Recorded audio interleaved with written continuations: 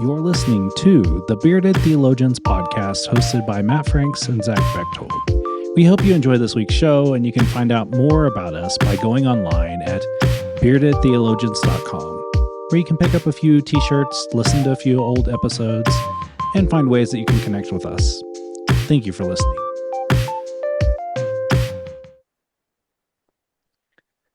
You're listening to the Bearded Theologians podcast hosted by Matt Franks and Zach Bechtold. This week on the podcast, we're going to talk about practicing Advent. So Zach, unpack that for me. Unpack that for us. Before we hit record, Matt and I were talking about just some spiritual professional practices that we've had throughout the years and how we plan sermons and how we just really study in our own spiritual lives and kind of record that or take notes or, the things that we do to help ground us in scripture and in our faith. And as we lean into Advent, we wanted to just unpack that a little bit because Advent starts the Christian year for us on December 1st. And the whole practice of Advent is to slow down, to wait, often to be uncomfortable in that waiting, in anticipation for the celebration of the birth of Christ, which is something I personally find very hard to do. I haven't yet started playing Christmas music this year, but our Christmas tree's up, and we do that in celebration and joy because it brings our family happiness. But there is some significance. There's some significance to waiting as we lean into Christmas, and we wanted to just spend some time unpacking some of the practices that we've had or are currently doing that help us in that starting of the new year, which comes at a crazy time of the year, right? Slowing down in December is kind of an oxymoron. It's arguably one of the busier times of the year for families, for empty nesters, for everybody, for single people. It's just a busy time of year. And so our question, spoiler alert, is going to be, what are you practicing? How are you practicing Advent? How are you slowing down and leaning into that anticipation? And I'm going to ask Matt that question. How are you practicing Advent this year? That wasn't my question. Was how are you do? Like, unpack that for us. I did. So you should answer the question within the question that you asked. I did it in a very Adventy Jesus way, and I answered it with a question. Actually, I'm going to Jesus you on this. What does it mean? What does it mean? It means we. No, I think for me, I was telling my ad council last night how excited I am for what we have planned for Advent this year. And we don't even have it all to paper just yet, but we have a bulk of it. And I'm excited about it. I'm excited about it for a couple of reasons. One, it's one of my favorite times of the year. I love Advent because I love the idea of waiting, the idea of anticipation, the idea of preparation. And I think preparation gets lost in Advent more than anything, that we really are preparing our hearts and our minds for the birth of Christ. Like, that's what Advent is about.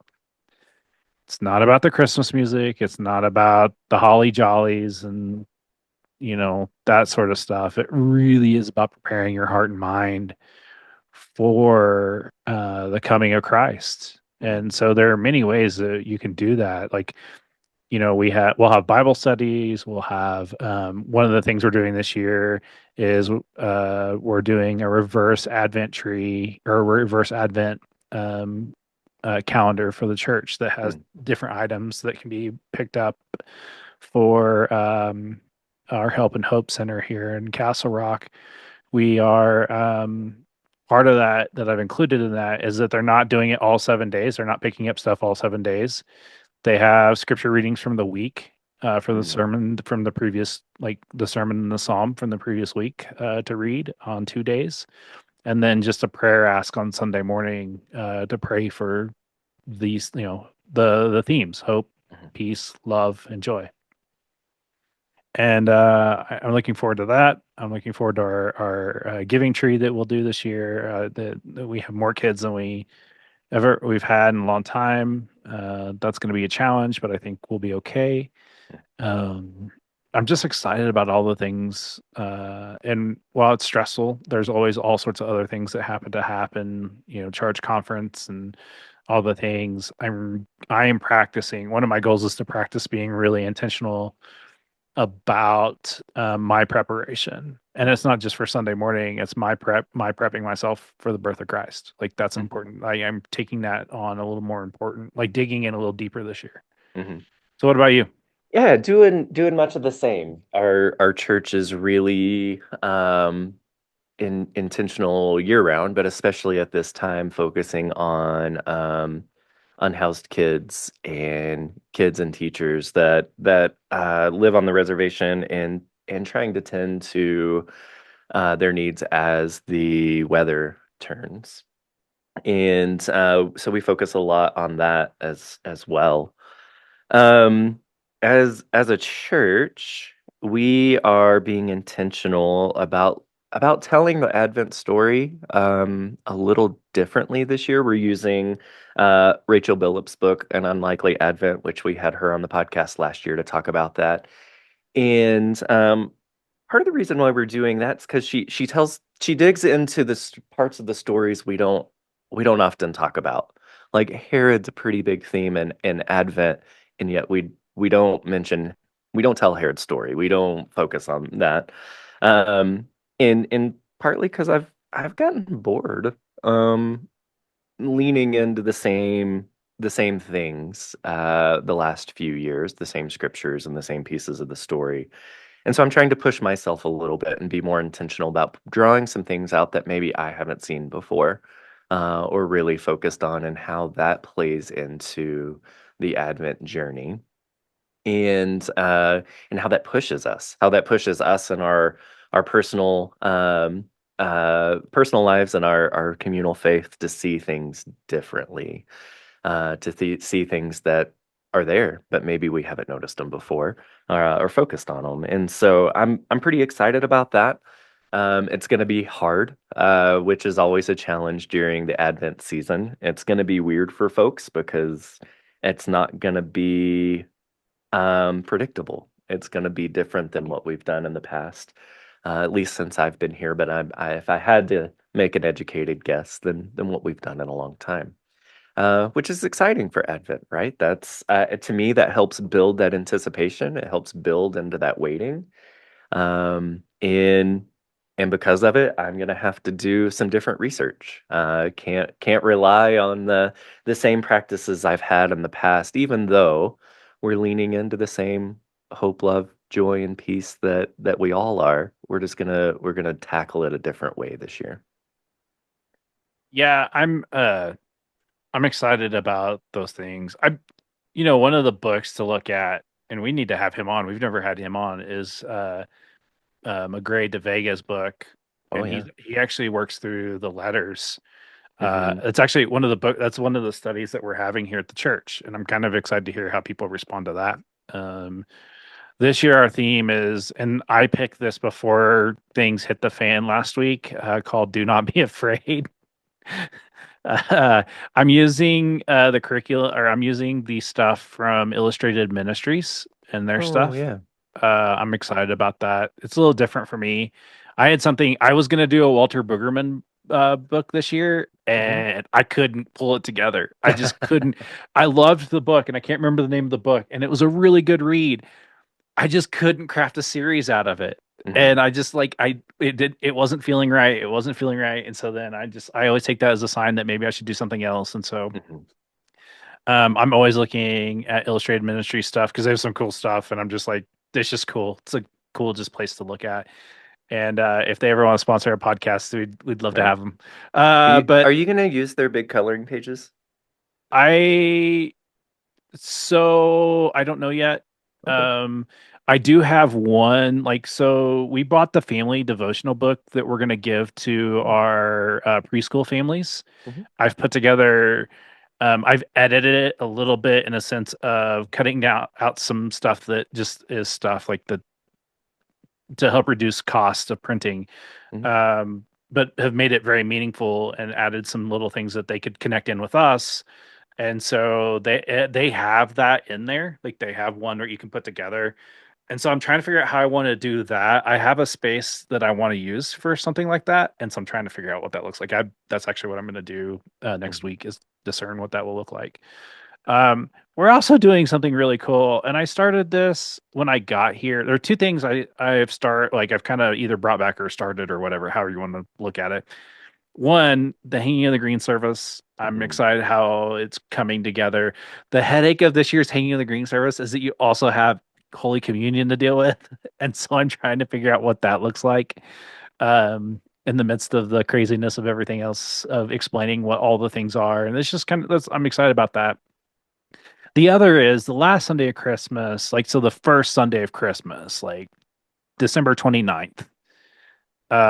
We do this kind of I do like a trivia. I'll go to Five Below and buy about 10 items. Mhm. And I invite people to come up to win an item, a surprise item. I have a big bag that they have to dig in and grab something. And we have Christmas questions that I ask. Some are biblical, some are fun.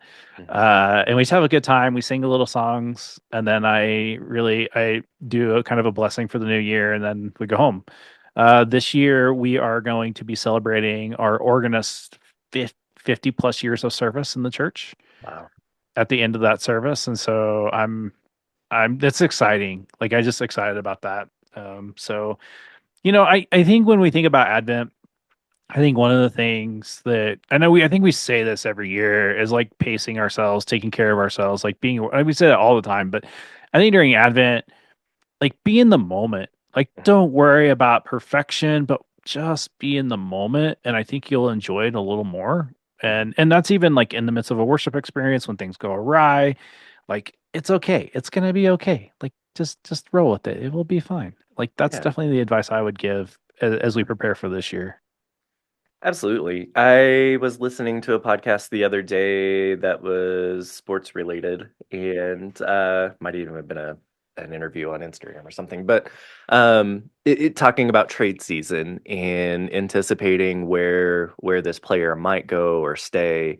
And I really appreciated the person's comments, and I can't remember who it is now, but they just simply said, I'm here. And I'm enjoying being here, and if I go somewhere else, I'm there, and I'll be present where I am. That's my goal. I'm not worried about ifs or whats or buts. I'm here, and I'm Or going to be here. coconuts. Or coconuts. And I think that's something that's significant about Advent is we're here. Let's be present here in the moment. Whether that's Advent 1 or Blue Christmas or Christmas Eve. And sitting in the anticipation of those moments rather than the anticipation of what 14 services on Christmas Eve are going to look like 40 days from now. Important things to think about. But if we don't, we miss out what's going on today and the waiting that's happening today and the people that are before us today. And that's my biggest practice this season is just and always, but especially this season is being in the moment, being present where I am, and being present in the moment. I get lost in, okay, we're doing this part of the service now, and the Lord's Prayer is next. Or we're doing the Lord's Prayer now. What's after that? And find myself not being present in the moment, and I miss out on the Spirit's movement. And so, um, all the ways we can practice that presence this season, I think, are huge and lead us into the new year, right? Yeah, and I think like as we kind of bring this to a close, like the question we could ask for this year would be, or for this week is like, what are your Advent plans? Like Yeah. how, or have you already started planning, or have you don't even know what that is, and Hmm. don't even know what that may be for you? I think that that's something to discern, and if you're not there, if that's not who you are, that's okay too. Like but we invite you to do that because I think it'd be a good practice for you to be open to where God may be speaking to you at this time. Hmm. Yeah, I like it. I like it. So, Practice Advent, folks. uh,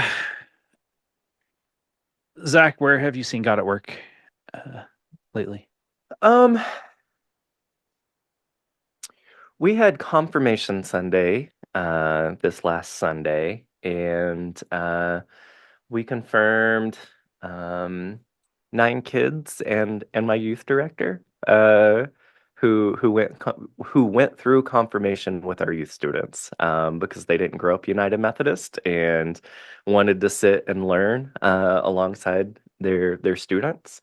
And it was a fantastic Sunday.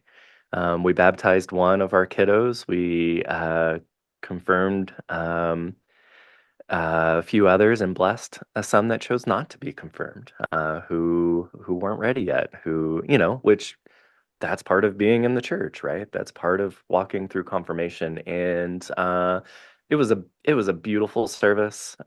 It was awesome to see our folks come alongside our youth and community, to see them as peers and not the future of the church, to be in ministry together and share that space together. Uh, Nothing warms my heart more than that. And getting to do a baptism, it just brings such joy and hope, to me and what we do in the church and in our communities. And so, just the spirit surrounding that and moving and seeing people just have joy in that moment was really cool. And purely movement of the spirits, which was a lot of fun. So, Matt, what about you? Um,